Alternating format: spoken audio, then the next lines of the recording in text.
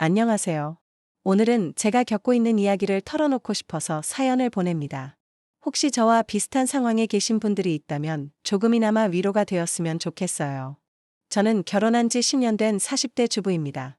먼저 말씀드리고 싶은 건 저는 원래 결벽증이 있거나 예민한 성격이 아니에요. 친구들도 저를 성격 좋고 잘 참는다고 할 정도로 웬만한 건 다 넘어가는 편이거든요. 남편이 늦둥이라 시어머니가 연세가 좀 많으신데 인자하신 시어머니셨어요. 시아버지께서 일찍 돌아가셔서 홀로 계시고 항상 웃으시고 다정하게 대해주셔서 정말 좋은 시댁을 만났구나 싶었거든요. 결혼 초기에는 시댁에 자주 놀러 가곤 했어요. 그런데 조금씩 이상한 점들이 눈에 들어오기 시작했습니다. 처음엔 나이가 드시니까 아끼는 습관이 있으시겠지 정도로 생각했어요. 시어머니께서 식당에서 나눠주는 물티슈를 꼬박꼬박 챙겨 오시더라고요. 한두 개도 아니고 한 번에 10개씩은 챙겨 오시는 거예요. 그리고 밖에서 공중 화장실에 다녀오실 때마다 휴지를 뭉텅이로 돌돌 말아서 가방에 넣어 오시는 습관도 있으셨어요. 공짜인데 안 가져오면 손해 라고 하시면서 매번 그러시더라고요. 그리고 시댁 장롱을 열어보니 정말 놀랐습니다. 각종 티슈와 물티슈들이 산더미처럼 쌓여 있는 거예요. 결혼식장에서 가져온 것, 식당에서 가져온 것, 심지어 몇 년 전 것들까지 포장지가 누렇게 발에서 쌓여 있었어요. 그런데 정작 사용하시는 건 늘 구석에서 찾아낸 너덜너덜한 휴지 한 장이시더라고요. 시간이 지나면서 시댁의 진짜 모습이 보이기 시작했어요. 거실 한쪽 구석에는 쓰레기장에서 주워온 전자제품들이 가득했습니다. 고장난 청소기, 버튼이 완전히 들어가 버린 전자레인지, 불이 안 들어오는 스탠드 등.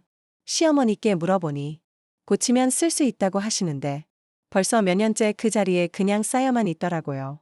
가장 충격적이었던 건 베란다의 효소들이었어요. 시어머니께서는 매실, 오미자, 감 등 온갖 종류의 효소를 직접 담그셨는데 문제는 그걸 플라스틱 통에 담아서 보관하신다는 거였어요.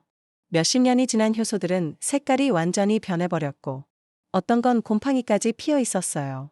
그런데도 아깝다 다 먹을 수 있는 거야 하시며 절대 버리지 않으시더라고요.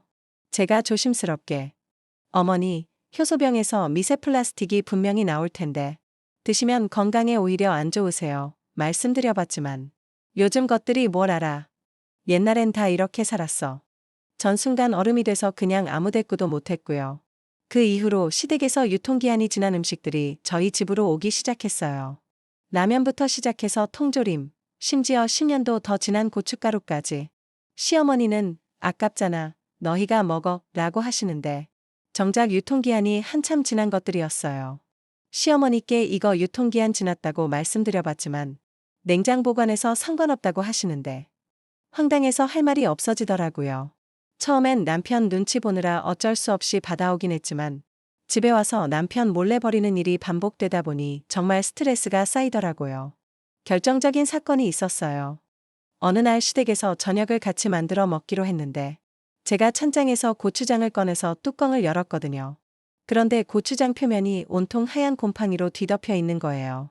아니, 곰팡이가 고추장보다 더 많을 정도로 가득했어요. 너무 놀라서 이거 곰팡이 폈다고 말씀드렸더니 시어머니께서 너무 자연스럽게 아, 그거?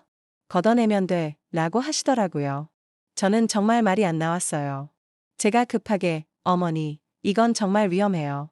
새 걸로 사야 해요. 말씀드렸지만 먹을 거 버리면 천벌 받는다. 속은 멀쩡해. 라며 전혀 이해해주지 않으시더라고요. 그날부터 전 시댁에서 고추장 들어간 요리는 절대 먹지 않습니다. 시댁의 수세미 보관함을 본 것도 충격이었어요. 새 수세미가 수십 개나 쌓여 있는데 정작 사용하시는 건 늘 새까맣게 때가 낀 오래된 수세미였어요. 새 걸 쓰시라고 말씀드려도 이거 아직 멀쩡한데 왜 버려? 라고 하시면서 절대 바꾸지 않으셨어요. 음식물 찌꺼기가 항상 싱크대에 있어 집안 곳곳에 날파리가 들끓었죠. 그런 환경에서 음식을 만들어 드시고 저희에게도 가져다 주시니까 정말 고민이 많았어요. 한 번은 맑은 소고기국에 빠져있는 날파리를 본 적도 있어요. 제가 시댁만 가면 밥을 잘 못 먹으니까 시어머니는 저보고 입이 짧다며 핀잔을 주시더라고요. 마음 같아선 더러워서 못 먹는 거라고 말하고 싶었지만 꾹 참았어요. 특히 명절 때가 가장 힘들었어요. 하루 이틀 시댁에서 자고 와야 하는데 그 환경에서 잠을 자는 게 정말 고역이었거든요.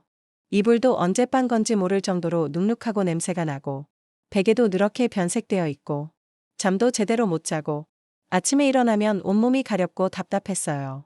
한 번은 바닥이 너무 더러워서 한 번 더 닦으려고 시어머니께 물티슈를 부탁했는데, 물티슈가 완전히 바짝 말라버려서 시트가 누렇게 변색되어 굳어 있더라고요. 아마 몇 년은 된 것 같았어요.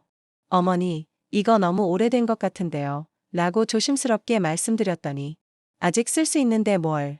빨았으면 다 똑같아 하시더라고요. 결국 그냥 참고 누웠지만, 그날 밤 정말 잠을 이룰 수 없었어요. 가장 충격적이었던 건 음식물 쓰레기 처리 방식이었어요. 어느 날 시댁에 갔는데 시어머니가 안 계시더라고요. 남편이 전화를 해보니 잠깐 산에 갔다고 하시는 거예요. 나중에 돌아오신 시어머니의 손에는 삽이 들려 있었어요. 알고 보니 음식물 쓰레기도 버리면 돈이라고 생각하셔서 종량제 봉투를 아끼려고 뒷산에 가서 묻고 계신 거였어요. 저는 정말 할 말을 잃었어요. 음식물 쓰레기를 들고 산에 가서 묻으신다는 게 제 상식선에선 조금도 이해할 수가 없더라고요. 시어머니는 산에 가니 운동도 되고 걸음도 되니 오히려 더 좋은 일이라며 웃으며 말씀하시더라고요. 사실 시댁에 갈 때마다 정신적 스트레스가 어마어마해요. 문을 열고 들어서는 순간부터 답답함이 밀려오고 어디에 앉아야 할지 뭘 만져야 할지 모르겠더라고요. 화장실 가는 것도 꺼려질 정도로 전체적으로 지저분하니까 집에서 미리 볼일을 보고 가거나 아니면 참고 있다가 집에 와서 하는 경우도 많았어요. 저는 정말 원래 이런 사람이 아니었거든요. 학창시절에도 기숙사 생활 잘했고 친구들과 여행 가서도 아무데나 잘 잤는데 시댁만큼은 정말 적응이 안 되더라고요. 명절에 하루 이틀 자고 오면 집에 와서 샤워부터 하고 옷도 다 세탁기에 넣고 나서야 마음이 편해지는 제 모습을 보면서 내가 왜 이렇게 됐나 싶어서 속상하기도 했어요. 그런데 남편은 제 이런 모습을 보면서 점점 짜증을 내기 시작했어요. 또 시작이네. 너 요즘 엄마 집 가면 너무 예민하게 굴어. 조금만 참아 라면서 오히려 저를 나무라더라고요. 처음에는 남편도 이해해 주었지만 시간이 지나면서 엄마가 어쩔 수 없는 상황이니까 내가 좀 맞춰줘야 하는 거 아니야. 남편까지 저를 더 압박했어요. 그날 밤 집에 와서 남편에게 더 이상은 못 견디겠다고 솔직하게 말했어요.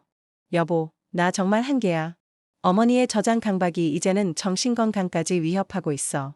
곰팡이 핀 음식을 먹으라고 하시고 집안은 날파리가 들끓고 내가 당신 상처받을까봐 일일이 말 안 했는데 이건 정말 아니야. 남편은 또 너 진짜 예민하게 굴지 마. 엄마 나이가 있으시니까 이해해달라고 하더라고요. 결국 제가 울면서 호소했어요. 나도 시어머니를 진심으로 좋아해. 하지만 이건 애정의 문제가 아니야. 건강과 위생의 문제라고. 그리고 나는 시댁 갈 때마다 정신적으로 너무 힘들어. 당신은 자기 집이니까 괜찮을 수도 있지만 나는 정말 힘들어. 제발 한 번만 어머니께 진지하게 말씀드려봐. 남편도 제가 우는 모습을 보고서야 너 진짜 많이 힘들었구나 라며 조금 누그러지더라고요. 그제야 남편이 심각성을 깨달았는지 다음날 시댁에 갔더니 직접 냉장고를 열어보더라고요. 그런데 냉장고 문을 여는 순간 안에 빽빽하게 들어있던 봉지들이 우수수 쏟아져 나왔어요. 냉장고가 온통 비닐봉지, 종이봉지, 각종 포장지들로 가득 차 있어서 문을 조심해서 열지 않으면 안에 있는 것들이 다 떨어지는 상황이더라고요. 그리고 유통기한을 하나하나 확인해보고는 정말 놀라더라고요. 3년 전 것, 5년 전 것들이 버젓이 냉장고에 들어있는 걸 보고서야 상황의 심각성을 알겠다고 했죠. 남편이 용기를 내서 시어머니께 말씀을 드렸어요. 엄마, 유통기한 지난 음식들은 정말 위험해. 그리고 집 청소도 좀 해야 할 것 같아. 건강이 제일 중요하잖아. 정중하게 말씀드렸지만 시어머니의 반응은 정말 예상 밖이었어요.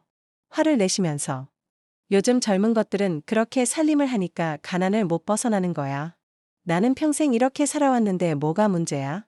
옛날에는 다 이렇게 살았어 하시더라고요. 심지어 저를 쏘아보시며 네가 우리 아들 부추겼냐며 여자 하나 잘못 들어오면 분란 생긴다더니 어휴 한숨 내쉬며 역정을 내셨어요. 저도 너무 화가 났지만 더 이상 말하면 관계만 악화될 것 같아서 그냥 참았어요. 그 이후로도 몇 번 더 대화를 시도해봤지만 결과는 똑같았어요.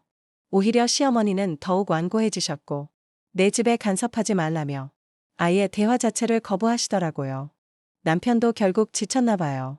엄마는 절대 안 바뀔 것 같아. 더 이상 설득하려고 하지 말자고 했고요. 저도 어느 순간 깨달았어요. 평생 해오시던 습관을 바꾸는 건 정말 불가능에 가깝다는 걸. 지금은 시댁에서 주시는 음식들은 정중히 거절하거나 받더라도 집에 와서 바로 확인해보고 처리해요. 그리고 시댁 방문도 예전보다 줄였어요. 가더라도 식사는 밖에서 해결하고 오죠. 처음엔 제가 냉정한 며느리가 된 것 같아서 죄책감이 많이 들었어요. 하지만 이제는 알겠어요. 타인의 습관과 생각을 바꾸는 것은 정말 어려운 일이고, 때로는 불가능한 일이라는 걸. 그리고 그것 때문에 제 가정의 평화와 건강을 해쳐서는 안 된다는 걸. 지금 저는 시어머니에 대한 예의와 사랑은 지키되, 저희 부부의 건강과 안전만큼은 확실히 지키려고 해요.